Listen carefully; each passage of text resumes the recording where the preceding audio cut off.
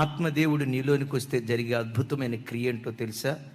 ఎవరి తప్పును గూర్చో మాట్లాడడు, కానీ నీ తప్పును గూర్చి ఒప్పుకొని పశ్చాత్తాపడి విడిచిపెట్టేదాకా ఆత్మదేవుడు నిన్ను విడిచిపెట్టడం. అలా శుద్ధి జరుగుతూ ఉంటే, ఈ మాలిన్యం తొలగించబడతా ఉంటే నీలో నుంచి ఒక దివ్యమైనటువంటి మెరుపు, ఆ ఆత్మీయ అనుభవాల్లో ఒక నవనూతనత్వం. ఇప్పుడు గమనించండి, ఒక వ్యక్తి తన పాపాన్ని గూర్చి పశ్చాత్తాపడతా ఉంటే బైబిల్లో రాయబడిన మాట ఏంటో తెలుసా? ఒక పాపి మారు మనసు పొంది పశ్చాత్తాపడి తన బ్రతుకును మార్చుకుంటే, మారు మనసు పొందిన ఒక పాపిని గూర్చి పరలోకమంతా సంతోషిస్తూ ఉంటుంది. చెల్లెలారా, తల్లులారా, నా వైపు చూడండి. నీవిచ్చే లక్షల రూపాయలు కానుక నా ప్రభుని సంతోషపరచదు, అలాగని ఇవ్వకూడదని కాదు.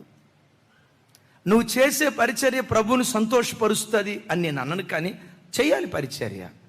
అన్నిటికంటే పరలోకాన్ని సంతోషపరిచే దివ్యమైన కార్యం ఏంటో తెలుసా? ఒక పాపి తన బ్రతుకును మార్చుకుంటే. ఒక చీకటి జీవితం చేసేవాడు తన చీకటి బ్రతుకును వదిలిపెట్టి నీతిగా దేవుని కొరకు బ్రతుకుతూ ఉంటే, మారు మనసు పొందిన ఒక్క పాపిని బట్టి పరలోకమంతా సంతోషిస్తూ ఉంటుంది.